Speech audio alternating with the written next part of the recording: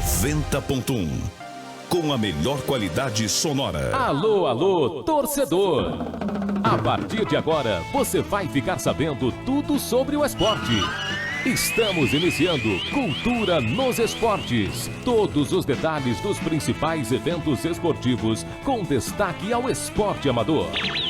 Cultura nos Esportes. 90.1. Nova Cultura FM. Oferecimento: Lavia, Varejão e Sacolão WN, RPL Reservatórios, Padaria Cravo e Canela, Ótica Thiago. Cultura nos Esportes. Apresentação: Kleber Moreira e Mário Barrilari.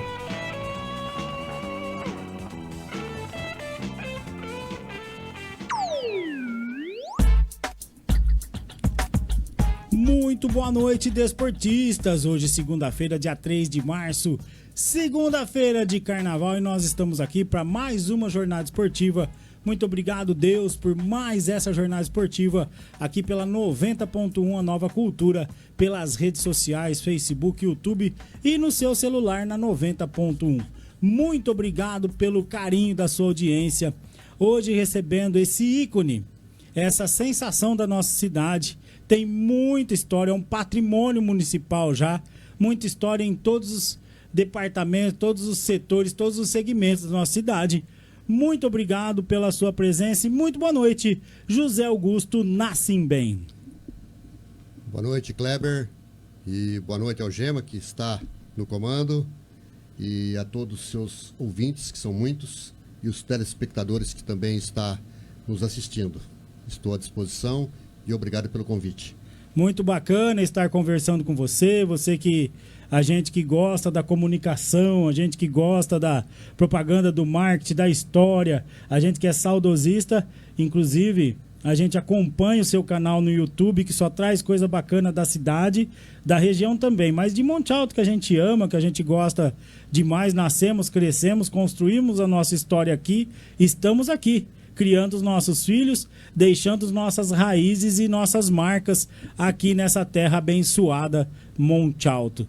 E aí a gente fica muito feliz por você estar aqui e a gente quer mandar abraço para todos os nossos parceiros, todos os nossos companheiros que nos acompanham todos os dias aqui à tarde. José, muito obrigado pela sua presença mais uma vez. Até agora, no Campeonato Paulista, todo mundo esperando alguma surpresa aí de Mirassol, Bragantino e São Bernardo, mas deu a lógica, né?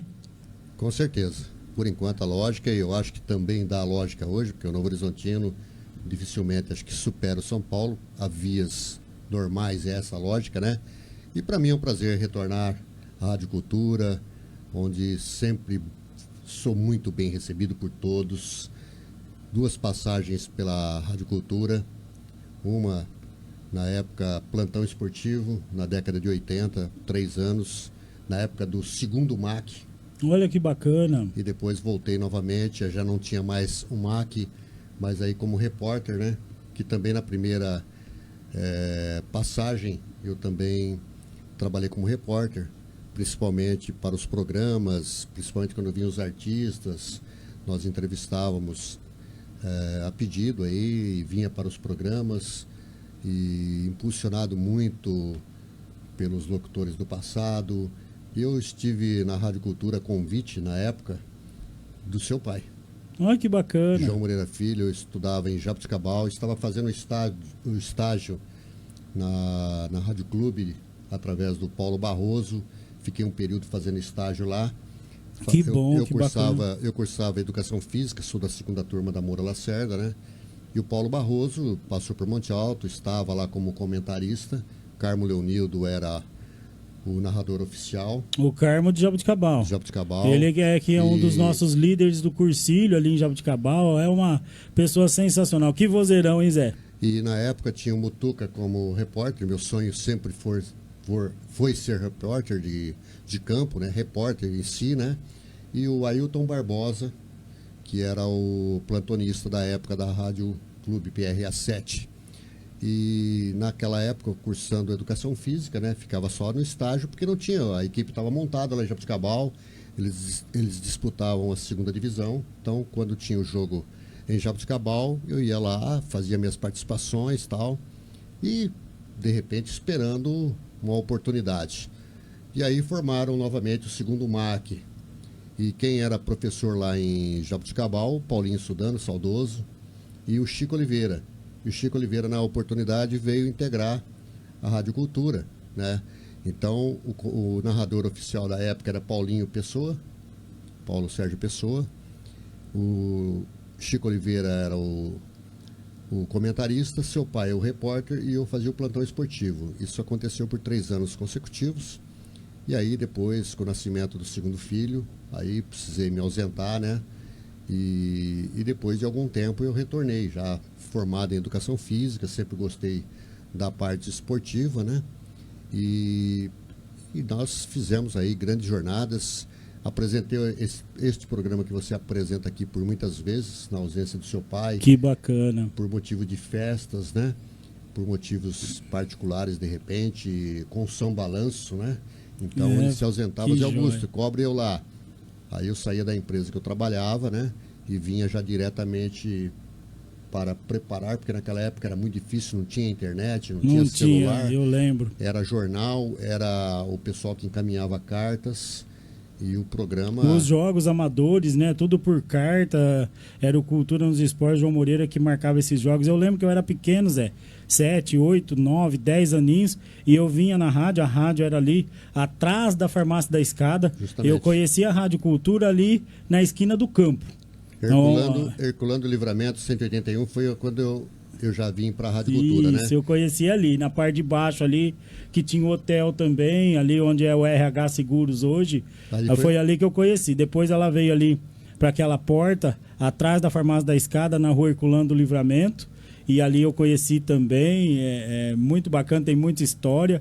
E eu via meu pai recortando com régua as notícias dos jornais para poder fazer o programa Cultura nos Esportes. Depois também a Hora da Notícia, né? Que ele foi substituir o grande Sanfim na Hora da Notícia. E aí, bacana demais. Eu conheci um pouco dessa história aí. Na realidade, né?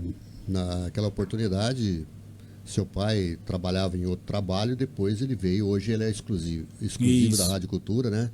E tem aí feito um trabalho maravilhoso. 50 anos de rádio tem o João Moreira. Na atual conjuntura hoje, com a saída do Paulo Moretti, eu sou o segundo dentro da comunicação do município. Olha que bacana. Seu pai está em primeira instância, porque o Afonso André faleceu, saudoso. Paulo Moretti, grande. Também que tinha... Aposentou? Só tá pescando agora? Justamente. Então não tem mais ninguém nessa escala aí, né? De locutores antigos, né? Tá certo que a minha passagem foi por 2 oportunidades. E depois, aí quando eu vim pela segunda vez, aí foi encerrando, até o amador mesmo foi ficando diminuindo, muito fraco, né? Com o Paulinho Pessoa, nós tivemos a primeira transmissão esportiva do futebol de salão. Quando era na quadra, aqui na Jeremias. Onde é a Caixa Federal hoje, na antiga Federal. Quadra que leva o nome de José Pizarro também, que tinha a tabela de vidro de basquete, que os jogos abertos do interior começaram ali com o Babi Barioni fazendo bola ao cesto. Não foi? Foi ali não, vou chegar nesse ponto aí. Então conta pra nós. A primeira transmissão esportiva nossa, da Rádio Cultura, foi ali, eu e Paulinho Pessoa, Paulinho narrando e eu fazendo a reportagem. Certo. Naquela quadra José Pizarro e depois nos outros anos também foi uma sequência e hoje vocês dão sequência a esse campeonato, porque o campeonato dos bancários, na época os bancários tinham muitos funcionários. Isso.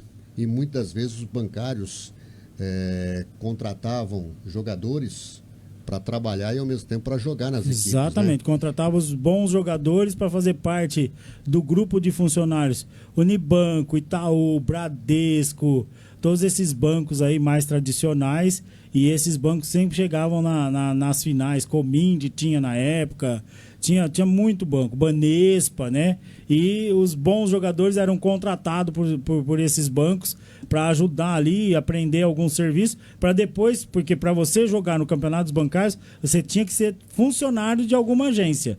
O banco, o Bradesco no caso, Itaú, Unibanco, Banespa, só podia te colocar no jogo se você fosse funcionário. E no passado tivemos o Banco Julião Arroio, que também tinha uma equipe Meu maravilhosa. tio trabalhou lá, é na esquina da J. Mafuz, não foi? Justamente. Julião Esse Arroio. campeonato começou na época lá com o Chico Oliveira, com o André, com o Sanfoneiro, né?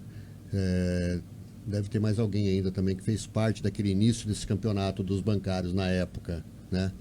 E tinha aquela dificuldade também, porque pegava um período chuvoso, que pegava naquele período de janeiro. Janeiro e fevereiro. Fevereiro, um período de férias escolares. Então, muita gente frequentava, como hoje frequentam, Rapaz, né? E hoje você muito vê lotado. as transmissões esportivas, hoje também televisionada, então dá um brilho totalmente especial. Então, o futebol de salão vingou na nossa cidade. Por quê? O futebol de campo não emplaca mais.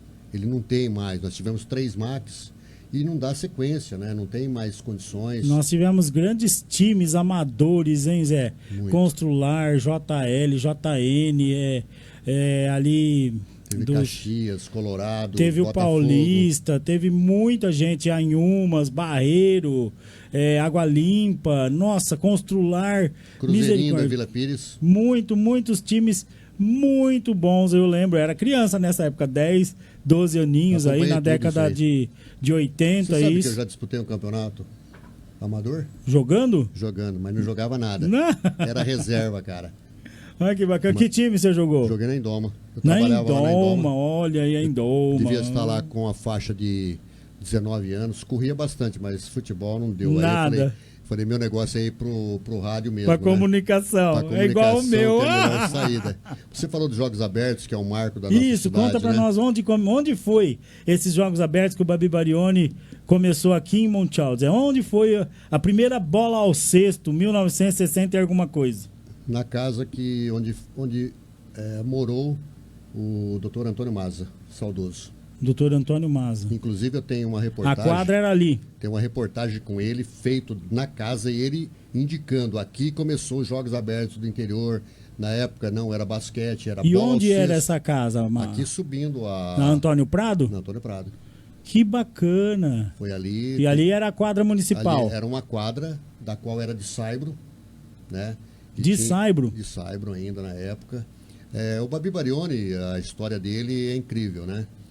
Na época tinha a estrada de ferro e ele veio de São Paulo e parou aqui à noite, né? Ficou nos bares aqui que tinham a tradição antiga, né? Eu não cheguei a conhecer, então eu busquei isso na história, né? Pra gente saber, porque a gente gosta, eu gosto muito da parte histórica e cultural da cidade, né? E onde eu tenho trilhado dentro das minhas matérias, né? Toda semana você solta alguma coisa no seu canal do YouTube, contando alguma coisa. Meu pai colocou pra nós, acho que foi sábado, ou sexta ou sábado, uma reportagem que você fez, 1990, Carnaval no Monte Alto Clube, e aí ali é muita história, ali chega a doer o coração de ver, e aí os bastidores, minha mãe pintando meu tio, meu pai, e tem muita coisa. Quem quiser ver, entra lá no canal do Zé e vê lá. Essa que o meu pai colocou no grupo da família, Moreira, ele colocou essa semana pra gente matar a saudade. Poucas são as referências, né, que tem do São Balanço, né? A partir, né, dessa reportagem você consegue ainda ver o São Balanço. Eu pedi naquele momento para eles cantarem a música, né, do Fernandão, né? Este ano eu vou pular bem alto, vou pular em Monte Alto, né? E vim rever minha cidade, cantada pelo seu tio, né? Saudoso Benedito, maravilhoso, tio uma Bucha. pessoa incrível que chega a arrepiar quando fala dele. Tio Bucha. Incrível. E tem muitos integrantes ali do São Balanço que também já está no plano espiritual, né? E seu pai ainda fazendo sucesso ainda no carnaval, ultrapassando todas as condições, né? Mas só para concluir dos Jogos Abertos do interior, ele veio para Monte Alto e ele se engraçou por uma Monte Altense. E aí, dali começou o namoro, ele ficou por aqui. Ele que gostava muito de jogar basquete, chamou o pessoal para jogar um pouco de basquete e tal. Era um cara dinâmico, esportivo, né?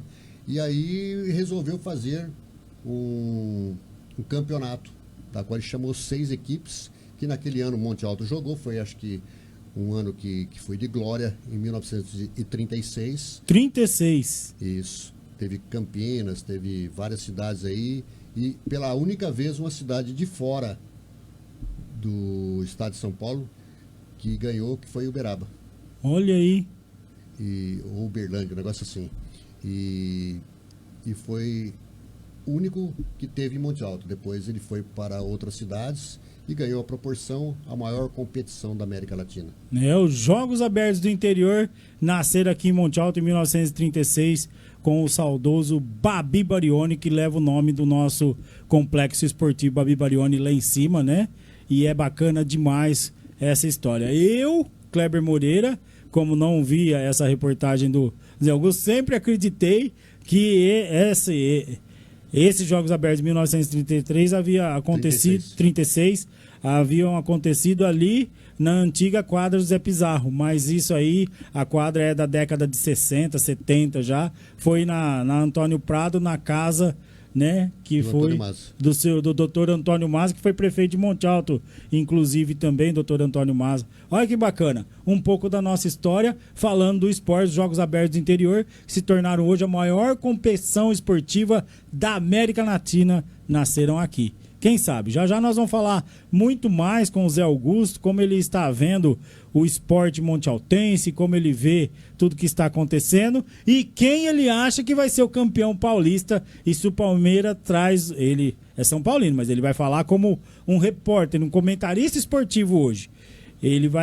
Eu vou perguntar para o Zé, quero saber do Zé se o Palmeiras esse ano traz o tão sonhado Mundial. O Estevão fica, inclusive, até o Mundial. Nós estávamos falando do Estevão, que é sensacional, vai pro Chelsea, mas vai só depois do Mundial, né, Zé?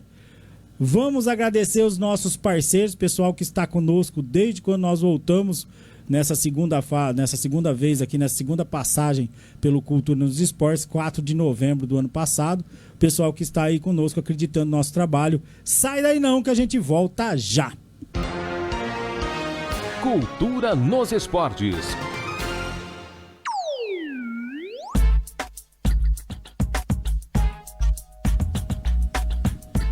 Já estamos de volta, muito obrigado pelo carinho da sua audiência. Hoje, segunda-feira, dia 3 de março. Eu quero falar com o Zé Augusto, como eu havia falado aqui. O Palmeiras, que se classificou na Bacia das Almas, vencendo os 2 últimos jogos, fazendo 23 pontos no último jogo, deixando a Ponte Preta com 22, porque não ganhou do Bragantino, se não me engano, era só ter ganho, perdeu para o Bragantino. Se ela tivesse empatado com o Bragantino, o Palmeiras não teria sido classificado, a Ponte ficaria no lugar. Mas perdeu por 2-0 o último jogo, o Palmeiras venceu, classificou na Bacia das Almas. Mas está muito bem, o Palmeiras é um grande time. O Estevão vem comandando esse time aí com apenas 17 anos, para você ver. Agora vem o Vitor Roque também, que não vive o seu melhor momento, mas tem só 19 anos, de acordo com todo mundo que conhece futebol, vive o futebol. Tem muito para produzir ainda, vai ser um grande craque, tem que encontrar sua melhor forma. A gente acredita que com a saída do Estevão vai ser a referência do Palmeiras. Quero saber de você, se o São Paulo passar hoje, os 4 grandes aí, quem vence esse Campeonato Paulista 2025, Zé Augusto Nascimento? Ô Kleber, é difícil a gente fazer um prognóstico, né? Porque você vê, o Palmeiras não estava conseguindo se classificar. Classificou, foi para um jogo contra o São Bernardo, da qual o São Paulo jogou com eles, também ganhou de 3-1, então mostrou um pouco de fragilidade. A equipe do Corinthians vem muito bem também, então é difícil de você fazer um prognóstico, né? Líder absoluto. Então vai jogar todos os seus jogos no campo deles. O campo do Corinthians não é fácil de ser jogado, então é um sério candidato. O Santos vem correndo por fora. Melhorou muito com a chegada do Neymar. Não podemos desprezar o Santos. Eu acho que ele, talvez das quatro equipes que chegam para a final, que eu acredito que o São Paulo passe também, eu acho que o Santos é o que tem menos chance. Agora fica em aberto, o São Paulo pode crescer, se bem que está muito instável. Eu não apontaria um time. Eu acho que, particularmente, o campeonato fica entre Palmeiras e Corinthians. E o Palmeiras já é tricampeão. Então não dá pra gente fazer uma definição, porque é muito daquele dia do jogo, de repente pode chover. pode complicar, um faz um gol e de repente o campeonato acaba, né, para aquela equipe. Então é um jogo único, então é muito difícil.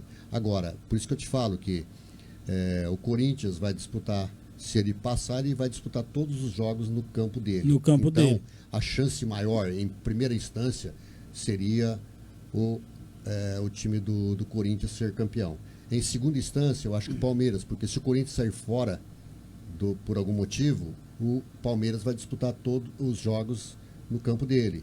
Eu acho que em terceira instância o São Paulo correndo por fora e o Santos com pouca chance, no meu ponto de vista. Não que não tenha chance. Lógico. Porque pode, de repente, pela lógica emplacar. que está acontecendo até agora. Se você for buscar lá atrás, o São Paulo tinha chegado com muitos pontos à frente. O Santos, num passado distante, quando era 8 equipes no Campeonato Brasileiro, ficou em 8º na época de Robinho e Diego e companhia. Chegou em 8º, jogou o primeiro jogo contra o São Paulo, que era o primeiro contra o 8º.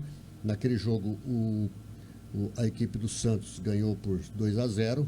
A hora que veio para o Morumbi, para a final, o São Paulo ganhou, mas acho que foi de 1-0 naquele momento. E o Santos foi campeão. E o Santos depois, quer dizer, cresceu, né?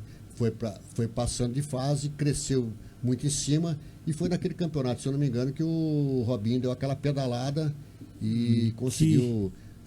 marcou a história. Marcou a história e foi campeão o Santos naquele ano. Exatamente. Então, é muito complicado. São 4 equipes, né? São clássicos, né? Então, são clássicos. E o São Paulo, conversando com o Emerson Martão, hoje grande palmeirense, meu amigo, ele falou: Kleber, se o São Paulo ganhar, ele pega o Palmeiras. Se o São Paulo empatar e classificar nos pênaltis, ele pega o Corinthians. Então, pro São Paulo, vai ser pedreira.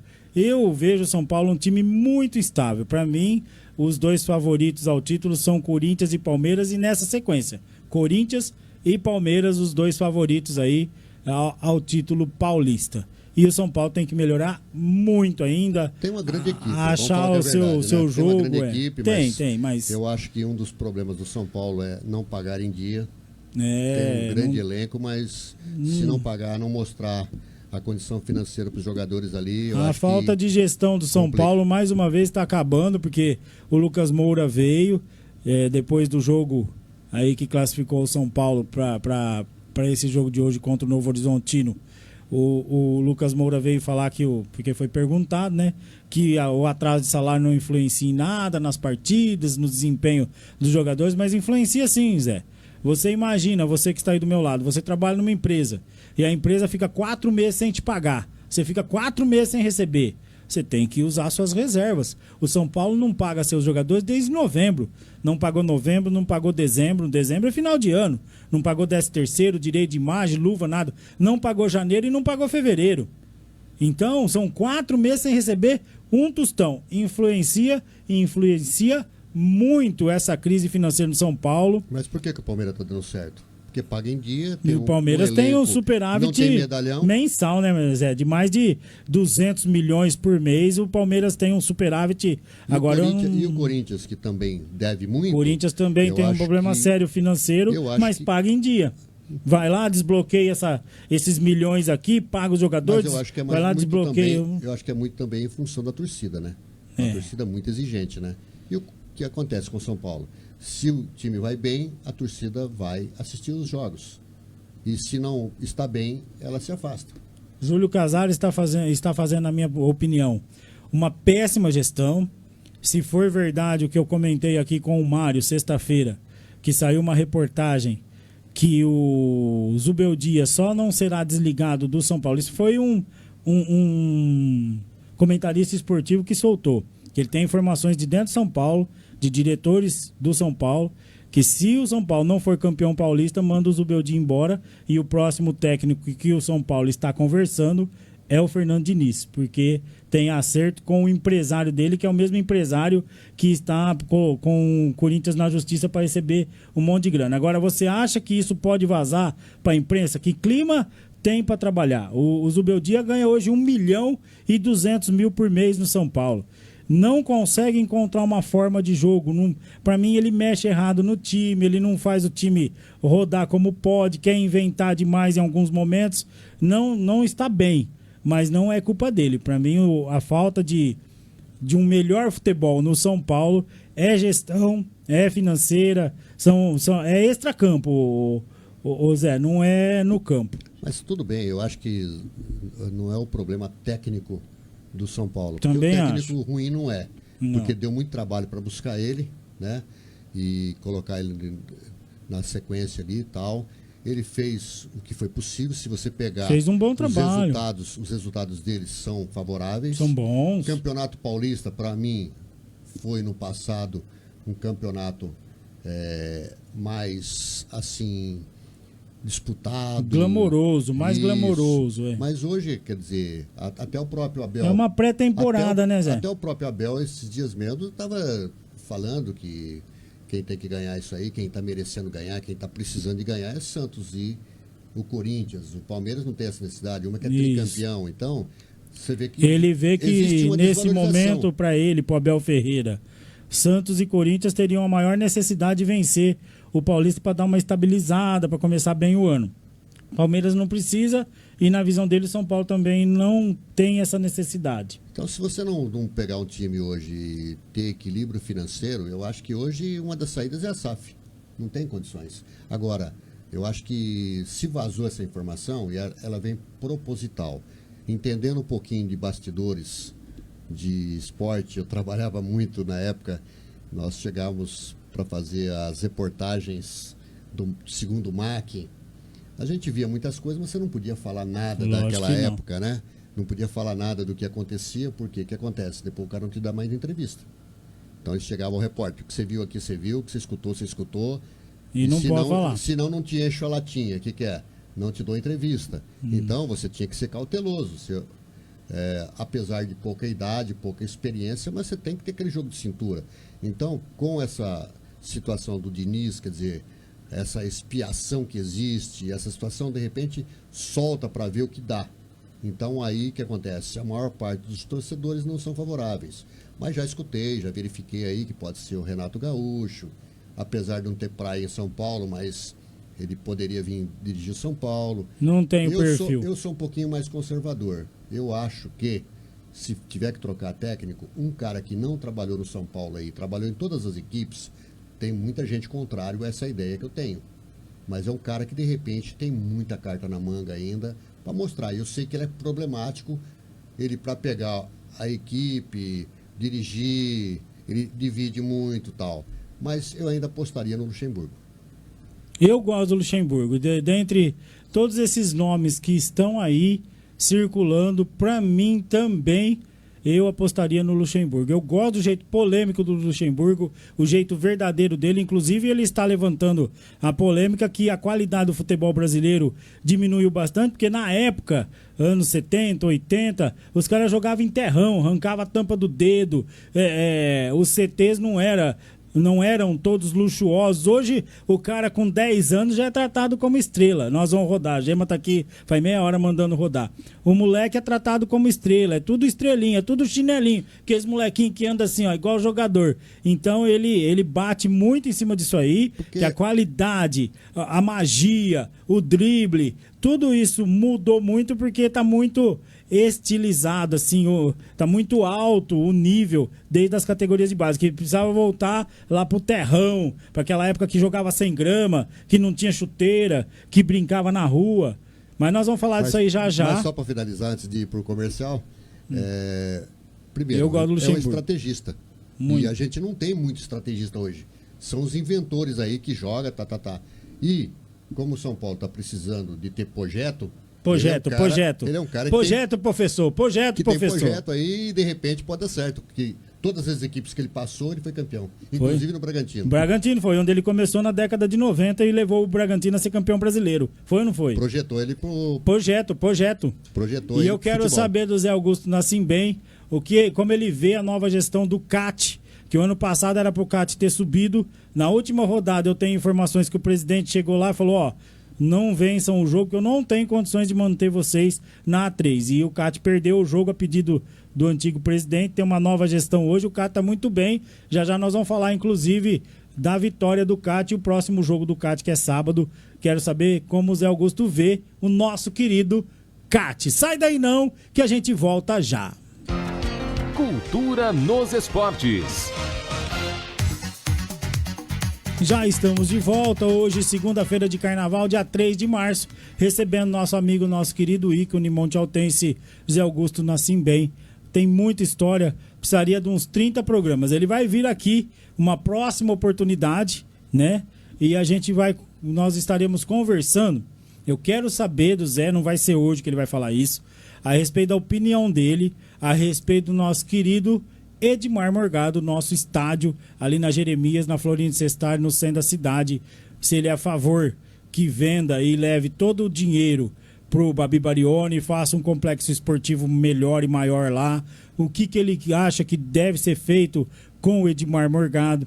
Porque desmanchou a casa da Dona Jasmina, a gente fica triste. Desmanchou a casa do Dr. Raul, a gente fica triste. Desmanchou aquela casa ali na esquina do Fórum, que foi o Rudá, depois foi estúdio de barbearia e de tatuagem, uma casa antiga na cidade, a gente fica triste. As duas que a gente ficou mais triste foi a do Dr. Raul e a da Dona Jasmina. Escola do Comércio também. Escola do Comércio está desmanchando, eu estudei lá, meu pai estudou lá, eu sou técnico em contabilidade formado na Escola do Comércio, meu pai também é, você também, e a gente fica triste, muito triste com esses patrimônios culturais que são desmanchados. O Edmar Morgado tem 70 anos, é um patrimônio da cidade.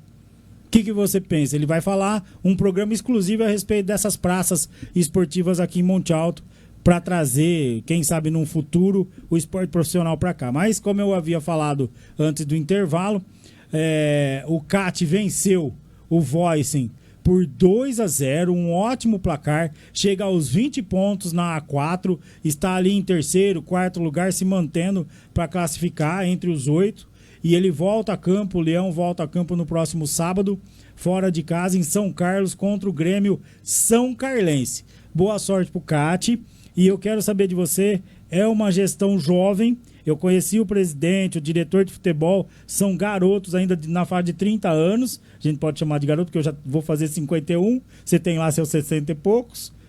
Vou 65. 65, já vou lá. 66, logo em breve. Mais ou menos a mesma idade do Mário Barilari.